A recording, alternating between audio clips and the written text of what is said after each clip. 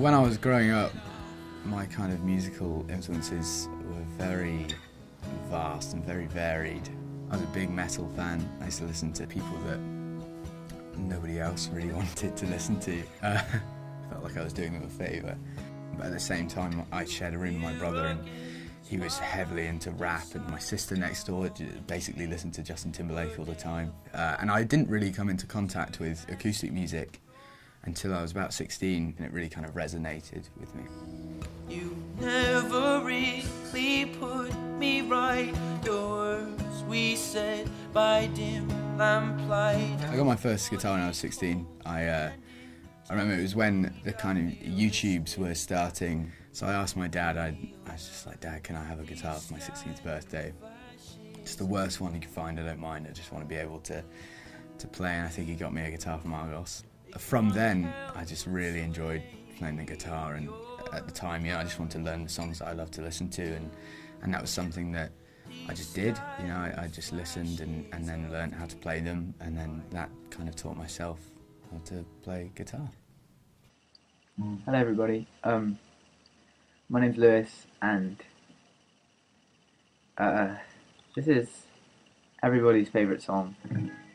Like I said, YouTube was quite small then, and I didn't really expect anybody to be looking for people singing songs or anything like that. And I just remember there was this one guy that kept commenting on my videos, giving me really kind of constructive criticism that was great. And I remember saying to myself, well, maybe I should just keep doing this, and hopefully more people will find the songs, and not only will it be fun and productive for me, but hopefully others could find kind of enjoyment in it as well, maybe. Out, you found your crowd, and I turned round. Where did you go? I looked away, and you were gone. You didn't say, where did you go? The first song I ever wrote was a song that was untitled for a very long time, and I think I ended up calling it Sides, I think.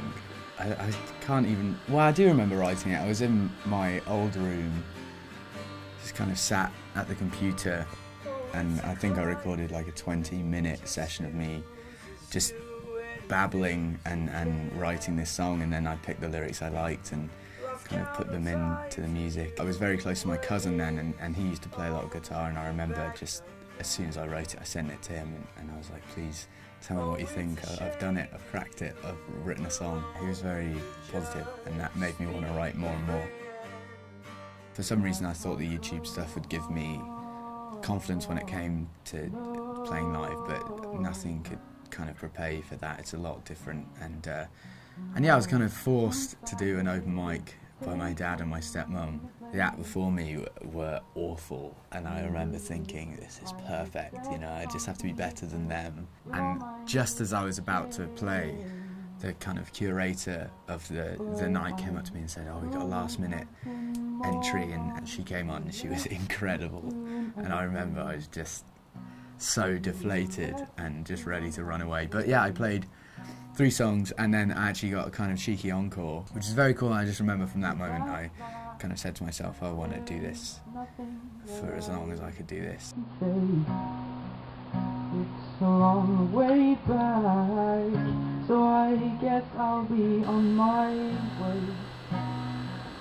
My 3 words too late, and is it goodbye to me? The most memorable gig that I've ever played was probably the first time I played the Oxford O2 and headlined it. It was kind of a special thing because I'd been to that O2 venue so many times to see, the bands or the artists that I were really into, and to then be on the stage and have a full room of people singing my lyrics back to me, and just wish that every gig was like that, and it was very cool. I think it was a very memorable moment for me, definitely.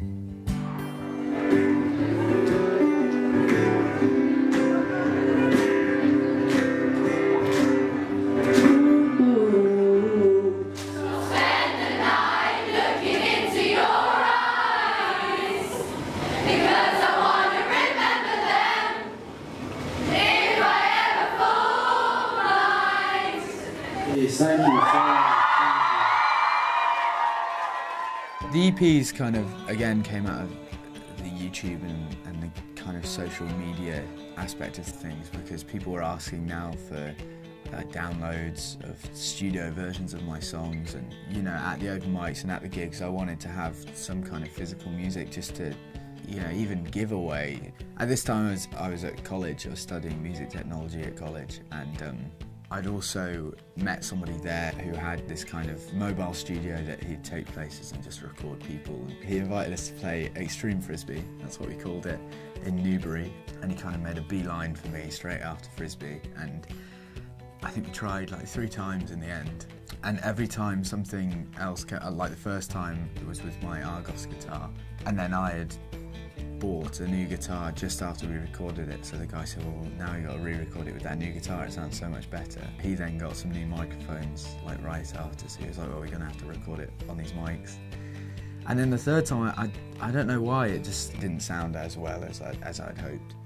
And at the time, my tutor at college, a guy called Joe Porter, he came over to me and just said, I'd love to do your EP and I'd love to be involved in all of this. And kind of in 3 days we had recorded 4 tracks, and I think it was on the second mix I remember saying to him, I was like, this is exactly how I wanted it to sound, and he mastered it, and I just put it up on iTunes. I remember the first day it was #1 in the Singer-songwriter charts, and it was #10 in the kind of iTunes UK charts.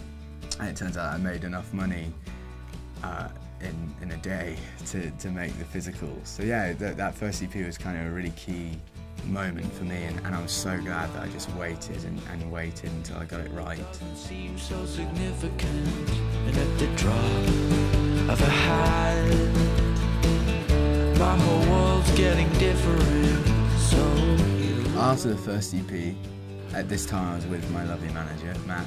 I remember him saying that we've got 2 days of meetings lined up with record labels. You know, I just picked up the guitar basically 2.5 years ago, and suddenly I was in meetings with record labels that had kind of signed my favourite artists.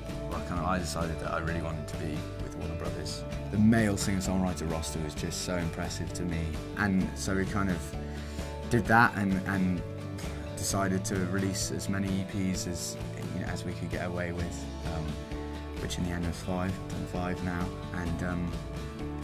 and yeah, just wait for the right time to do the album. I feel like I'm very lucky to have been able to build and grow, I hate the term, but organically.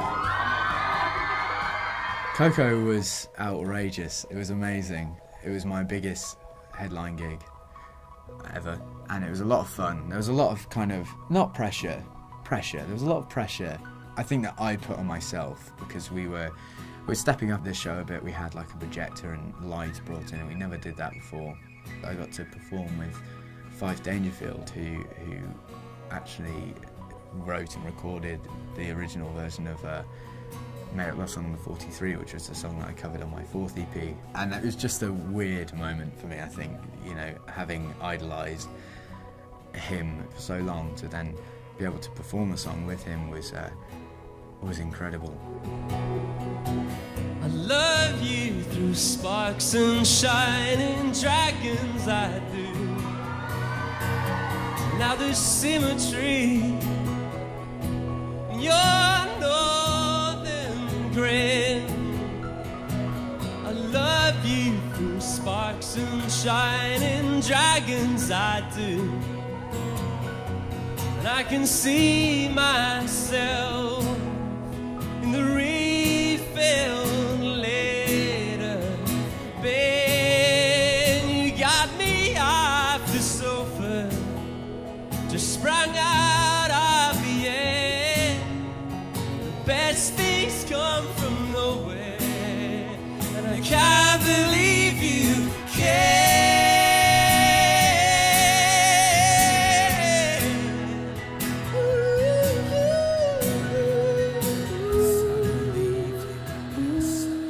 I'd kind of always heard about Glastonbury from my art teachers mainly. They always went, every year they went, it just always sounded so fun, and we always said, oh, every year, you know, we'll go to Glastonbury next year, and we just never did. So to be able to go, and I actually played twice at Glastonbury, and it was a lot of fun. It was great to stay with a load of friends and just play 2 gigs as well. It was a lot of fun. And it was great to play to people that, you know, they didn't buy a ticket to see you, but they were just curious, and it was cool to kind of see that, you know, you might be winning someone over. It's a nice feeling. That's true. But I've been spending all sleepless nights on the floor, and now I don't even close my eyes anymore, and I don't want it to happen twice, 'cause we've been here once before.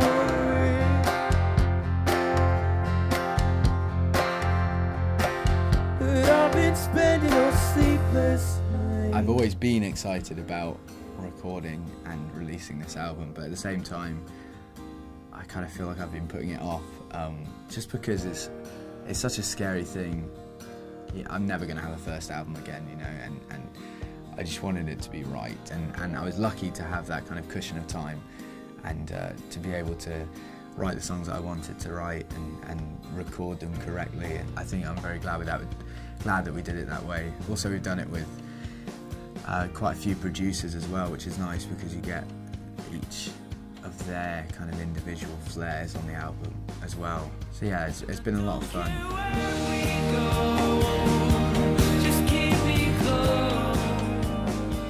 My hopes for the next 12 months, well, to be alive. I think that's everyone's hope. I just hope that this kind of album connects with people, and that people enjoy it.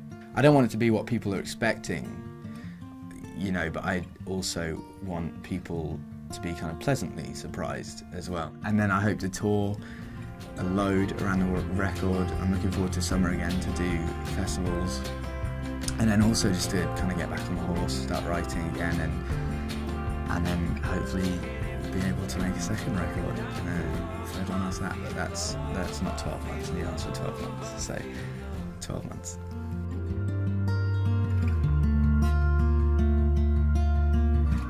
Said some things we didn't mean. With us there is no in between.